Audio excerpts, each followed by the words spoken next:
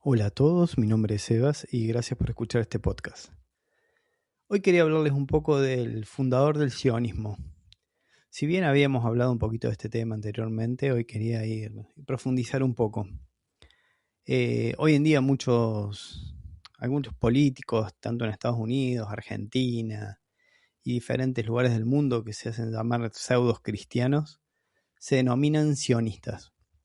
Y bueno, nosotros se repite mucho la palabra sionismo. Yo había contado que el sionismo había sido en 1975 votado por la ONU como un racismo y que después por una jugarreta de Estados Unidos para que se le sacara el título al sionismo de racista, votaron en una asamblea extraordinaria, sin diálogo, sin nada, en 3 renglones diciendo todo lo que dijimos en el 75 no tiene valor.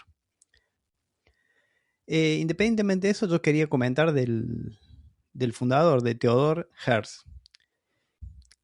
Mira, Theodor Herzl era un judío, obviamente, que nació allá por el 1860. La profesión que tenía era periodista, dramaturgo, era escritor y también era activista político. Él es considerado universalmente como el padre del sionismo político moderno. Es el padre espiritual del Estado de Israel. Él organizó el primer congreso sionista en Basilea, en Suiza. Allá estamos hablando por el año 1897. Y en sus escritos ponía: el sionismo busca establecer un hogar para el pueblo judío en Palestina, asegurado por el derecho público. Hertz tuvo muchos problemas de salud mental de forma marcada, muchas, para que tengas una idea. Si bien no hay registros médicos que indican que padeciera una enfermedad mental, como esquizofrenia o, no sé, bipolaridad, era una persona introvertida. Tenía muchas tendencias depresivas. Era obsesivo con su misión sionista y tenía un carácter muy emocional. Este hombre creció en Viena. En Viena, ya sabemos que el agua, el medio ambiente, había arsénico, había plomo. O sea que puede ser que haya tenido un pequeño trastorno mental, no lo podemos dejar de lado. ¿Y a qué me refiero con esto? ¿Cómo podemos afirmar? Es decir, este hombre realmente no estaba bien de sus facultades mentales. Y vamos a hacer un pequeño acercamiento a su familia. Por ejemplo, su esposa, Julie, sufrió graves problemas mentales, adicción al opio, intentos de suicidio y fue internada varias veces en lo que llamaban los loqueros. Murió en 1907. Su hija mayor, Pauline, también tenía una enfermedad mental grave, una adicción severa y murió a los 40 años por sobredosis de heroína. Estamos hablando de gente del 1900 que ya tenía este tipo de problemas mentales. Estamos hablando de la familia del fundador del sionismo. Su hijo Hans. Su hijo Hans sufrió depresiones profundas, permanentes. Se convirtió a varias religiones cristianas y se suicidó el mismo día del funeral de su hermana Pauline. O sea que la familia realmente tenía una tendencia a las enfermedades mentales, a no estar bien de la cabeza. Nos queda su hija menor, Truth, Margaret. Tenía una enfermedad mental grave, fue internada repetidamente y fue deportada por los nazis a al campo de Theresienstadt, algo así, donde murió en 1943. Estamos hablando de que estas personas tenían una posible enfermedad depresiva familiar que se llama, una predisposición genética a la depresión severa y trastornos del ánimo. Si bien sabemos que el envenenamiento por agua y metales pesados en Viena era común, si bien no existe una evidencia médica, imaginemos de esa época, pero puede ser que la familia de Hertz haya sufrido intoxicación por metales pesados. Imagínense, el creador del sionismo estaba mal de la cabeza. Un dato así para sumarle.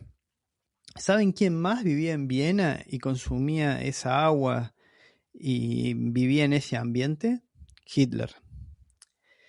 Hitler, un gran señor, uno que tenía desconfianza extrema, que veía una visión conspirativa del mundo, que consumía estimulantes, opioides, hormonas, tenía cambios de humor. La verdad es que estaba también con un grave problema mental.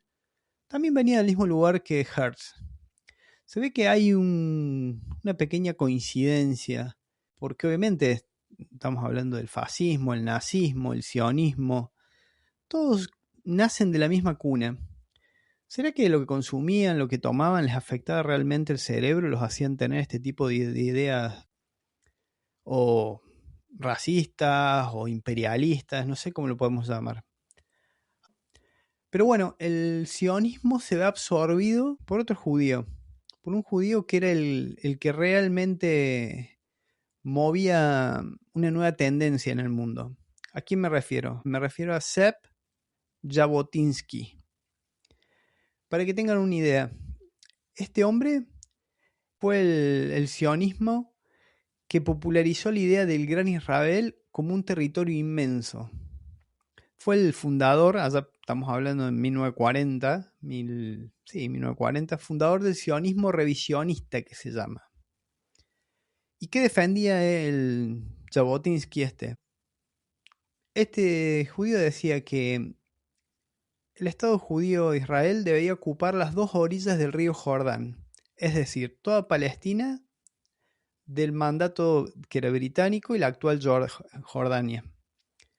Su poema más famoso fue Las dos orillas del Jordán y se convirtió en el himno del movimiento Betar, que dice literalmente: dos orillas tiene el Jordán, esta es nuestra y también la otra. ¿Cómo era este personaje que venía a suceder a Hertz, que había sido el fundador del movimiento sionista?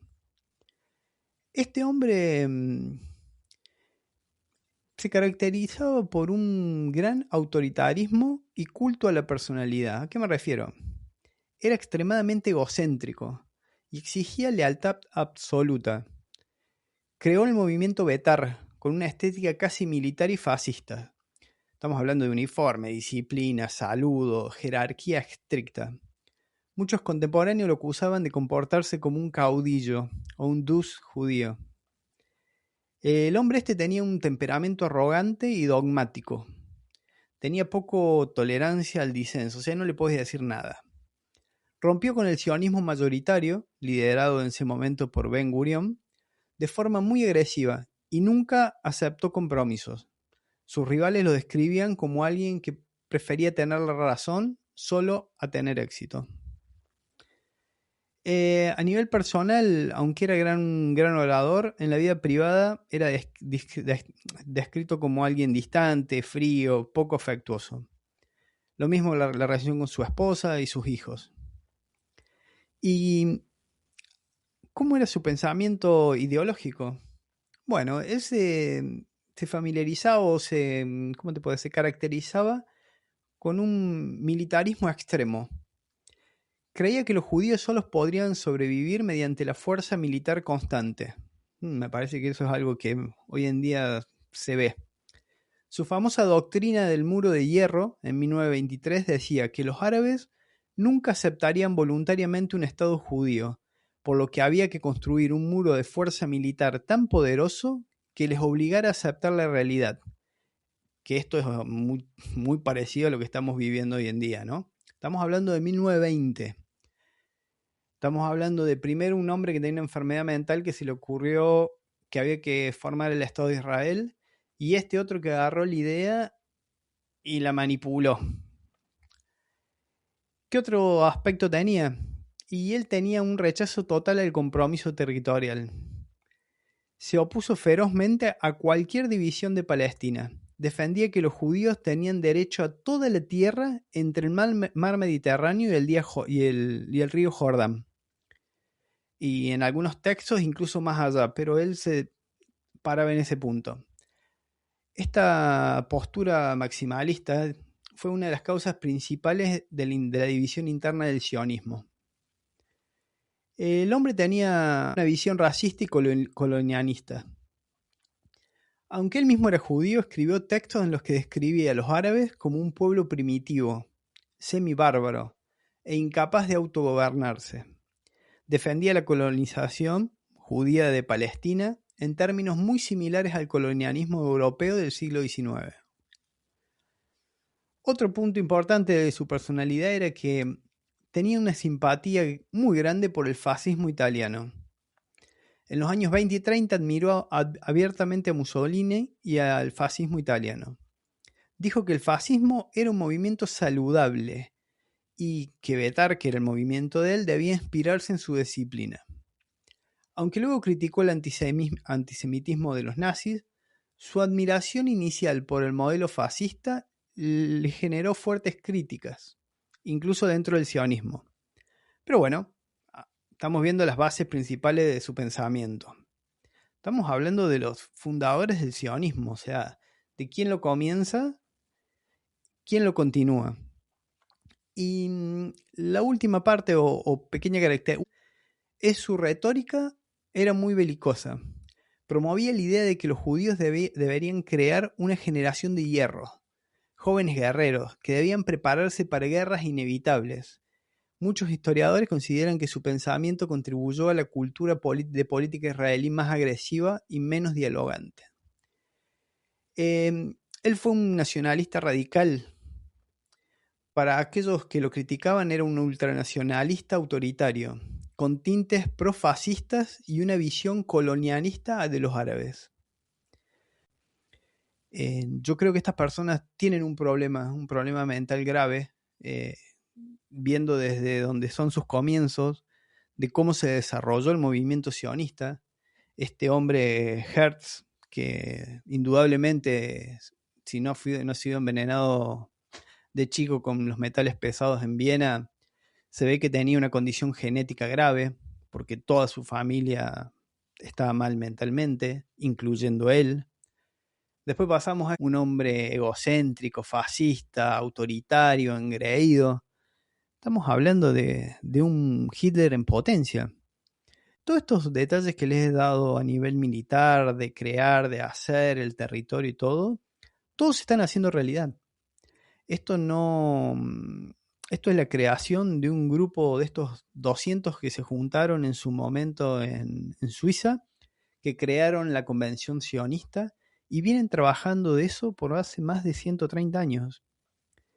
Estamos hablando de un movimiento popular, fascismo al mayor alto grado. Yo no sé si es una coincidencia, no lo creo que sea. Hoy en día lo que representa el fascismo es lo peor de la naturaleza humana. Los estamos viendo con sus fundadores, con sus creadores. Imagínense sus seguidores, imagínense los que creen realmente todo este discurso. Están totalmente locos, con el perdón de los locos, porque algunos tienen enfermedades mentales reales.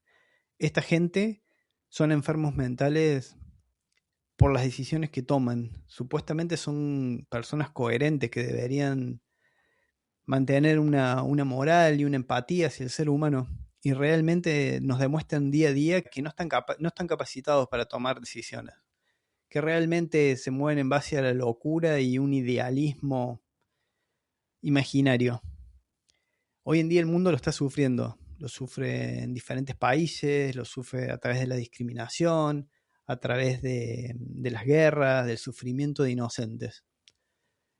La verdad que día a día que pasa nos enteramos un poquito más y comprendemos un poco del por qué esta gente, este grupo sionista es como es.